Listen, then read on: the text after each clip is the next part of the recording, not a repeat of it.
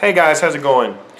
Today we're going to talk about communication. I know we talked about it before, but this time we're going to go even deeper and talk about some of the tips that we can find. And I got a whole list of things. Communication tips, like I said, elements of active listening, collaborative communication and how that is, barriers to communication, closed and open-ended questions, the LUCK acronym, and some other stuff. So stay tuned and we're going to get to it and talk about communication. Okay guys, so first we're going to start by talking about some tips, just some good communication tips to start off with that maybe you don't do and we can all start doing more of together. Okay, so the first one is you want to first seek to understand, then to be understood. That's a quote by Stephen Covey. So let's take a look at something real quick. What are you doing over there, buddy? Playing Pokemon. Pokemon? You always on that Pokemon thing. What's a darn Pokemon? It's Pokemon. That's what I said. Pokemon. Anyways, you catch little cartoon characters. That's what you do.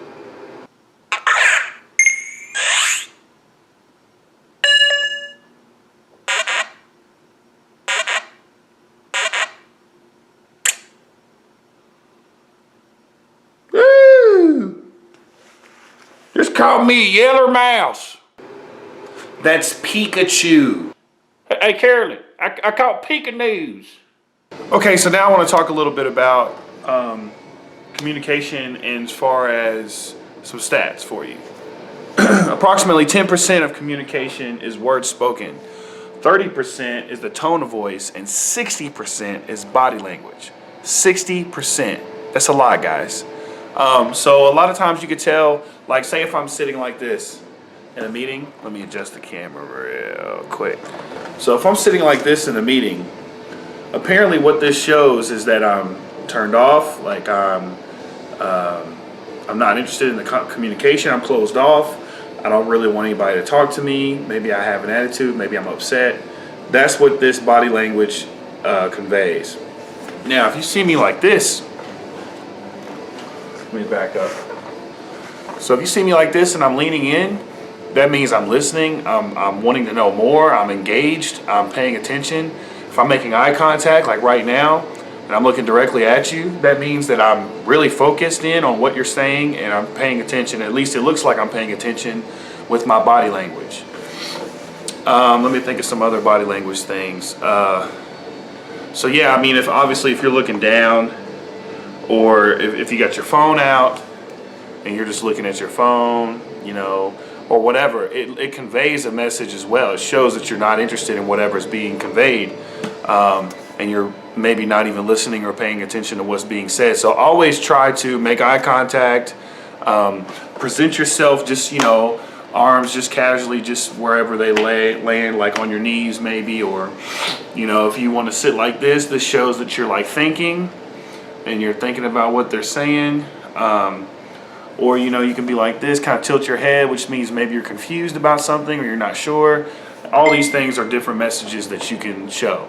So I definitely encourage you guys to look up there's even more body language things. You can search on Google and just find out what are some different things that convey different things, and just practice, really. It'll take some thinking, it'll take some practice, because you'll go through meetings and have to think about, okay, wait a minute, my arms are folded right now. I need to make sure I look like I'm open in this conversation. So let me just sit up, you know, sitting straight too, you know, and let me just focus and give them eye contact and nod, make sure that they know I'm understanding and things like that. So it's good practice, and we'll get to some other tips.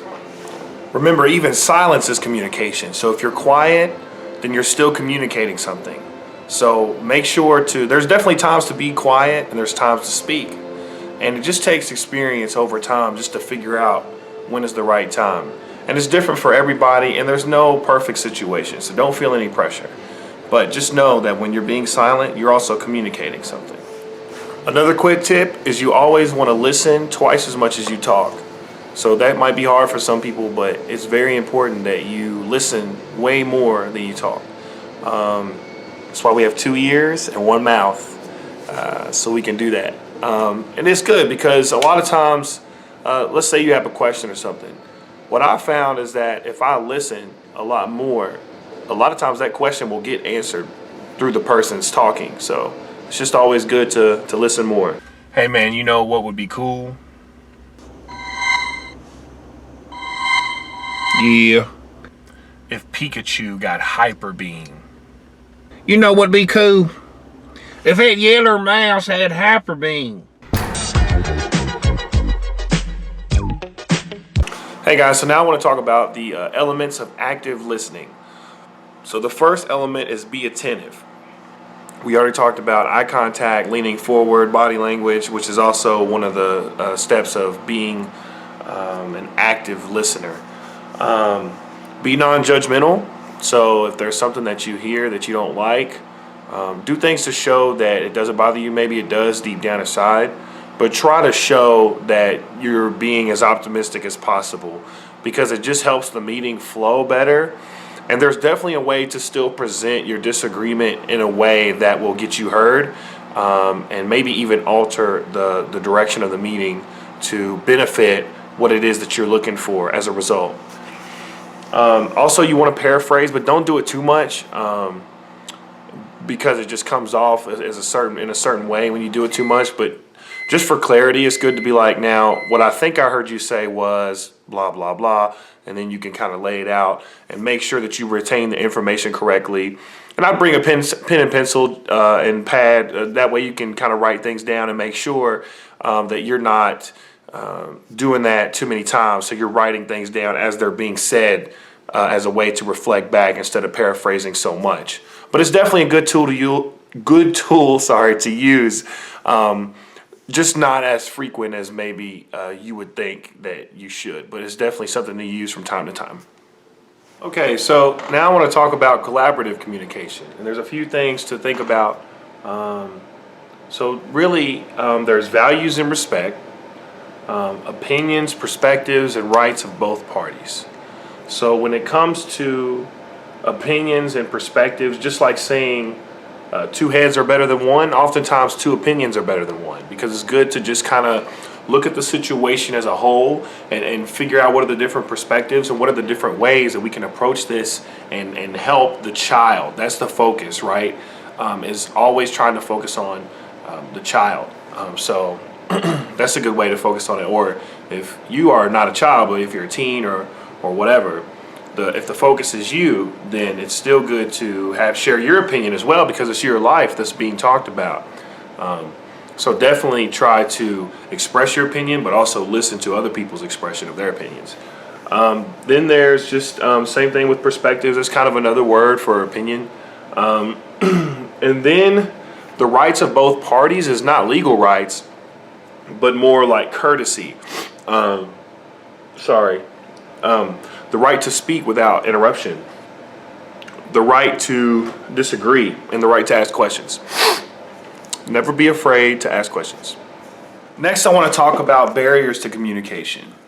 Yo, check this out, guys. I freaking found Mewtwo in front of my house right now. This is freaking crazy. Oh my god. Oh my gosh. Okay, let me just throw a Pokeball at it. Look at that. It just freaking absorbs it. I've been trying to throw a Pokeball at it like 5 times already, and it's still doing the same thing.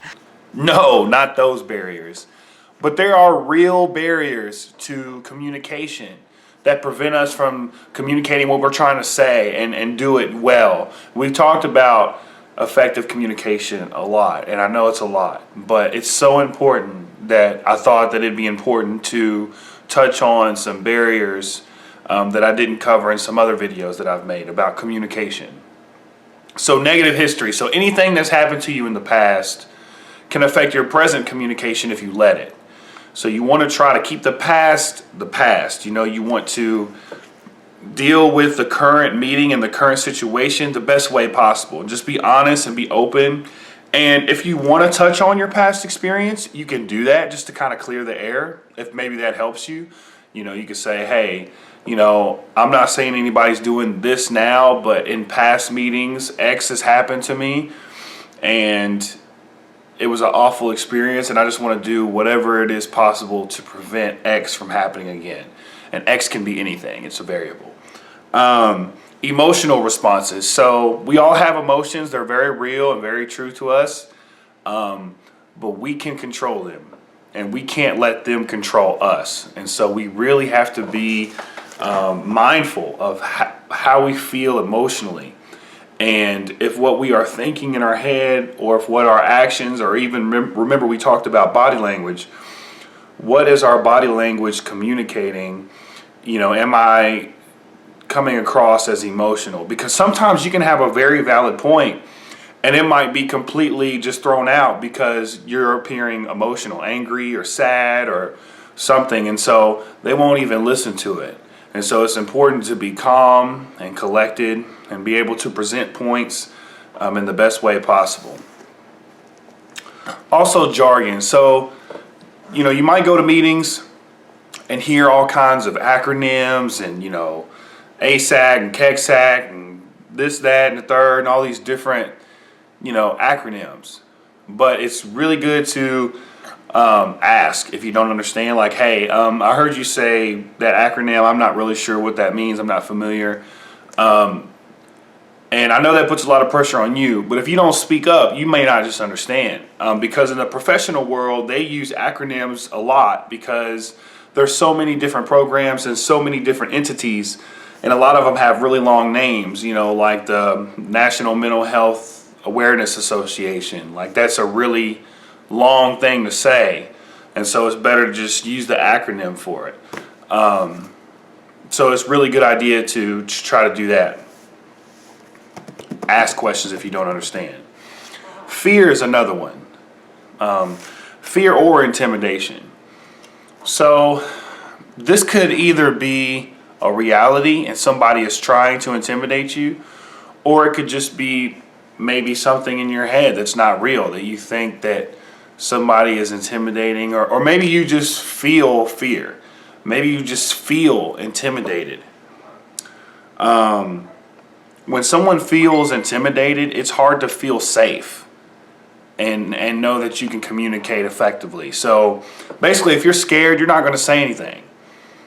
And there's so many important reasons why you need to speak up that fear is just, it completely paralyzes you and will make you not say anything when you really, really need to. So I encourage you to fight that fear and do everything you can to make the meeting more comfortable for you, whatever it takes. If you need to have a conversation before the meeting, if you need to bring certain people to the meeting, if you need different supports, or whatever it is that you need, it's important to vocalize those things before the meeting. And try to do everything you can to conquer this fear that you have, or this intimidation that maybe you feel. Whether it's real or it's not, what's important is that it's real to you, right? And so you want to not feel that fear so you can communicate what's best for your youth. And if you are a youth, you want to communicate what's best for you. And you don't want to feel afraid, and you don't want to feel intimidated. And it can be really intimidating having a table of people meet about you, and you're there. And especially if you've ever had times in the past or whatever where you feel like your voice is not heard, it can be a really big deal. So I encourage you to try your hardest to conquer that fear and fight that fear. Don't let it take you to where you won't say anything, because your voice is important if you're a youth. And if you're a parent, your voice is important too. Everybody's voice at the table is critical because everybody is there for the youth. So now I want to talk a little bit about open-ended and close-ended questions. Now these are two types of questions. One is typically more effective than the other, but I guess you could say that they are situational, and it really just depends on whatever your situation is. So here's an example of a close-ended question. Okay, did my son do well today? So that's a yes or no question. Yes, he did, or no, he didn't. It's really simple. But what that does is that tightens the answer to where you don't really get a full explanation of what happened. So if you wanted a longer description, if you wanted more details of how your son did today, you could say, how did my son do today? You can't say yes or no to that. It wouldn't make sense, right? So when you ask a question that's open-ended, then they have to explain more details and stuff. It gets people to talk more. And so it's definitely a really good strategy to use, especially in meetings or really in any setting. But you want to ask open-ended questions so that way people can explain themselves and you can understand things more. Hey guys, so I want to talk a little bit about an acronym that can help you with differences of opinion. So this one's called LUCK, L-U-C-K, like if you're lucky. So L means listen to and restate the other person's opinion. U is for use a respectful tone. C is for compromise or change your opinion if it's necessary. And K is for know and state the reasons for your opinions. And so these simple little tools, that could be an acronym that you remember in your head, can help you when you are disagreeing with someone in a meeting or really in any situation. You can use LUCK and use LUCK as a tool. Some other tips for you. When calling the school, ask people to identify themselves. That way you know who told you what. Collect facts and your thoughts before going into a meeting. Woo-sa, woo-sa, woo-sa. Give solutions and opportunity to work. If there is a serious problem, ask for specifics in writing.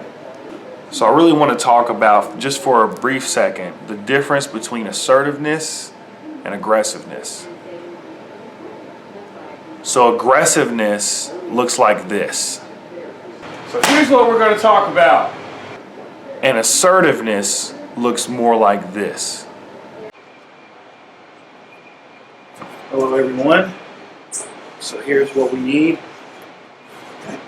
I did a lot of research since our last meeting, and I found out these are some things that I think could really work for Jimmy. So you can take a look at this sheet, and that is basically a list of things that I've researched and I think that would work for Jimmy, and I would just want to be forthcoming with that. Let's have a discussion about some of the things on there, things you think that would work, things that you think won't work. And I'm open to having a conversation about that and figuring out what's going to work best for Jimmy, because that's what we're all meeting for, is for him. Always try to brainstorm. Don't ever think your ideas don't matter or that they're too far-fetched or too out there. You know, always state your opinion and try to find a way to do it in a healthy way. And just don't be afraid to brainstorm and come up with different ideas, because what may seem far-fetched at first can maybe be reshaped and refined to be an idea that actually works for you. Hey, look, over there's one of them Pokemon. No, wait, that's not a Pokemon.